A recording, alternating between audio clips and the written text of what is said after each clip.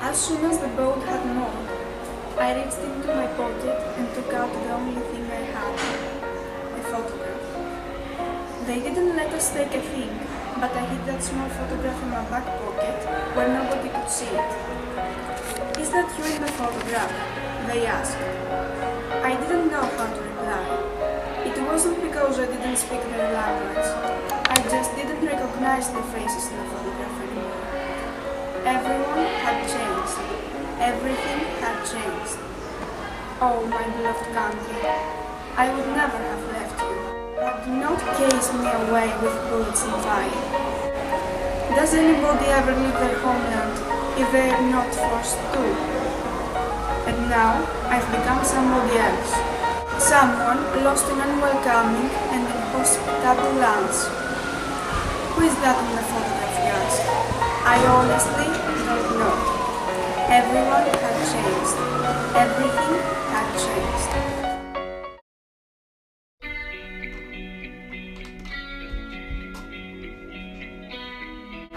As the time went by, children in the streets were becoming fewer and fewer, as if somebody made them disappear. I don't have a lot of memories from home, but what I will cherish is the afternoons. Every afternoon, my mother would play the piano, filling our house with beautiful melodies. So, that was the right moment for me to do the only thing that would relax me, dance. Ever since I was a young boy, my dream was to dance, to move. So, if it weren't for those afternoons and those sweet memories, my journey towards my current location would not have been the same. However, all of our dreams collapsed when we first heard the sirens signaling the beginning of war. It was a sunny morning, and my friends and I were out for a walk on the bird. The instant silence and the light breeze made me feel nostalgic throughout my entire body. It was at this very moment that we knew our lives would never be the same.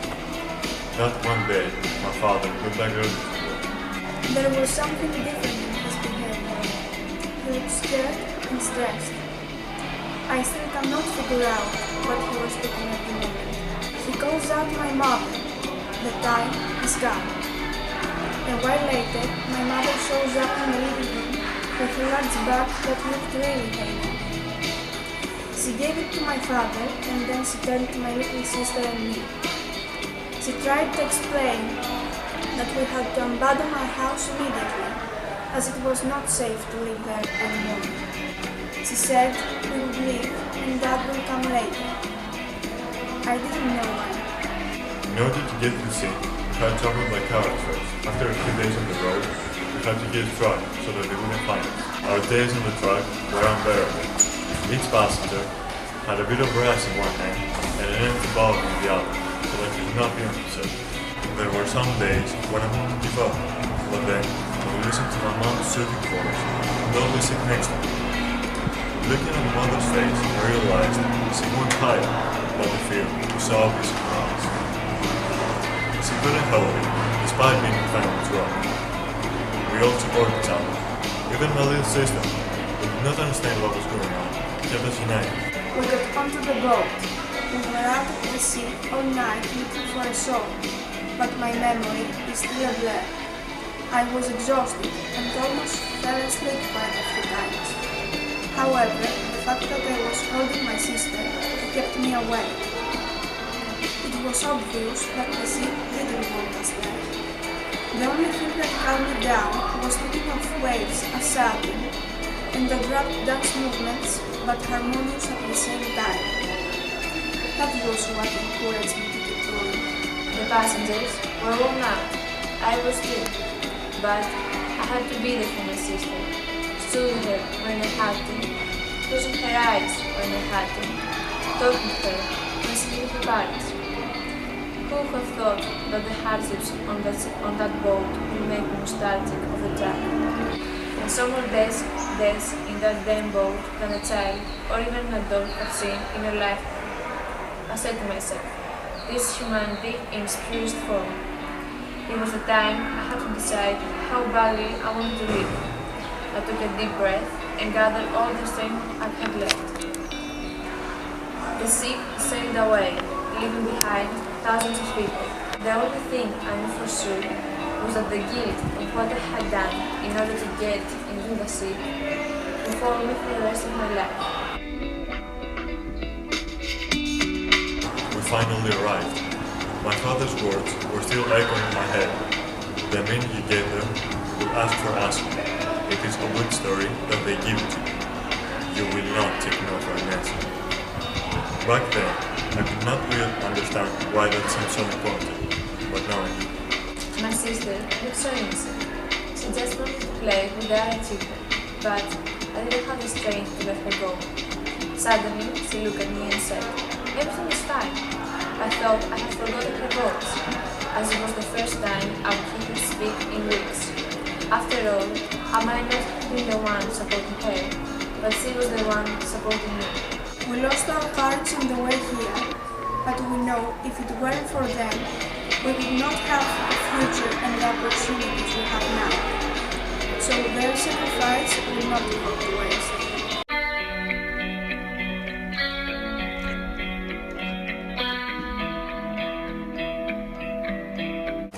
I have planned out everything for my trip to the safe land, away from my home.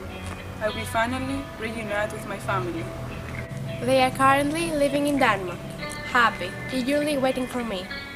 I am dedicated to make it through, as they did. I refuse to leave my children without a father. I refuse to leave my lady without a husband. They need me, and I need them.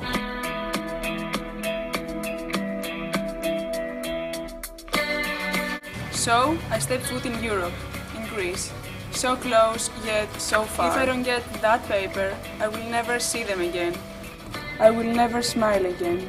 I will never feel again. I'm already 2 years without that paper. Everything has lost meaning. Only trying to survive. I wake up to sleep, and I sleep to wake up. Maybe, I say maybe, a miracle can happen. I want to see my family again. Oh, my kids. They will have grown so much. Will they recognize me? How about her? How is she holding on? I just want to hold them in my arms. Again. I want to see them happy again. One last try. I get rejected. In the end, nothing mattered. Someone from homeland told me they only accept weaker and more vulnerable people, like women and kids. All that effort for nothing. All that money for nothing. All those police controls for nothing. All that sleepless nights and the lifeless days for nothing. And now I am stuck here in this country. A stranger once told me, "Get away from my kids, terrorist." Oh dear man, if only you knew how similar I am with you. If only you realized I live and die for my family, just like you. If you realized I just want my children to be happy, safe and healthy. I want to watch them grow up, go to college, have my grandkids, just like you do. If you realized that, the world would be a better place. There is a big difference, however. I am a father without kids, a husband without a wife. I am a man with no purpose. I grew up in a home full of love. My childhood was beautiful. I remember it as a time full of light and happiness. I remember the beautiful smell coming out of our kitchen. My mother loved to cook for us. She used to say that food brought people together. For us, as a family, the time we had together around the table every night was a really special time. Some of my favorite memories are us sitting together around that table at dinner. My mother, my father, my 2 older brothers, and me. How much do I miss this time of my life? My father passed his love of books on to my brothers. Around the table, the conversations were related to books and new knowledge they had gained. Being only a little girl, I didn't understand a lot back then. But listening to them was one of my favorite things. You could see how their faces lit up when they talked about book characters that touched them and felt connected to them. I was always asking questions about things I didn't understand. I remember how passionately they tried to help me. My father, being a teacher, believed that everyone had the right to education. Later in life, I did find out that not everyone shared his beliefs. First off, my brothers left. My parents saved as much money as they could and gave it to them for their journey. The plan was that after a few months that we would have saved more, we would go and find them. Of course, the plan didn't work out. After all, when do plans work out? I remember them leaving at night. My elder brother, Amin, hugged me for goodbye and told me that when I felt that they are not close to me, I should look at the sky. Then I should think that wherever they are looking at the same sky as I am. I have loved the sky ever since. The sky has been my friend during a lot of cold and scary nights. Days and months went by. The situation in my country was getting worse and worse. We couldn't live. My father had been threatened a lot of times with his life. They were coming for him, and nothing could be done. At the last minute, my mother and father put me in a boat. They gave me a photograph of my brothers and told me I had to find them. I tried to look back at my homeland, but my mother didn't let me. She begged me not to look back. She didn't want my last image of my country, my home, to be like this. I was crying so much, I couldn't let them go. I begged them and I begged them to come with me. After 5 days on the sea and after an ocean of tears, I stopped crying.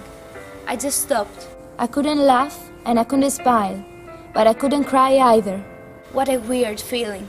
It was like I felt everything and nothing, all at the same time. But I survived. I survived the journey. I reached the shore alive. Other families took care of me. I will never forget what these people did for me. The sky helped me as well, looking at the moon and the stars, or the beautiful sunsets, or the blue sky, or even looking at the sky full of clouds helped. The idea that somewhere else my brothers looked at the same sky gave me hope. The idea that somewhere else there was a home for me helped me to get out of this journey alive. But when we reached the shore, when we were stuck inside a land surrounded by a fence, when we were stuck between two stages of life, my hope was gone. I stopped hoping all at once.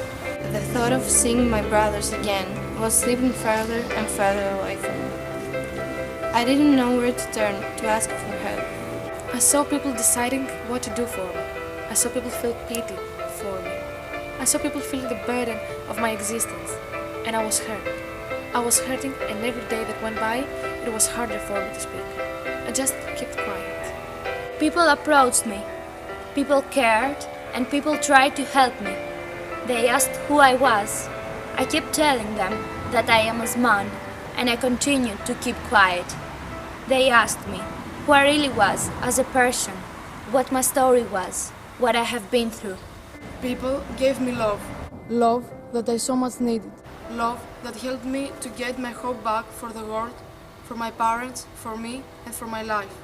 The love that these people gave me, the love that my family gave me when I was growing up, it all made me realize that I deserve to be taken care of. We all deserve to be cared for. We all deserve to feel heard, understood, loved. I kept quiet for too long. For too long I thought no one cared about what I had to say. For too long, I thought I didn't have anything important to say. For too long, I thought that my story wasn't important. For too long, I thought I was invisible. For too long, I thought I was just a young refugee girl. But I am much more than that. I am much more than the label you put on me. I am a man. I feel, I think, I have ideas, I have my past, my potential for the future.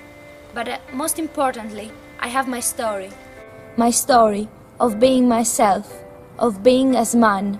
We all have our stories of being ourselves, each one so different, yet each one so important. Asman means the sky in Afghan.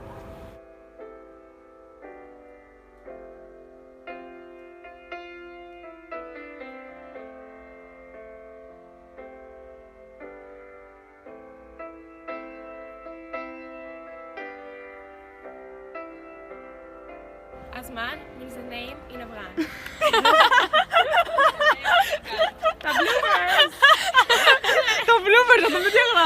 I was just a young refugee. σκέψω να το βγάλω από όλα. Άντε, δεν είναι τώρα πια μου.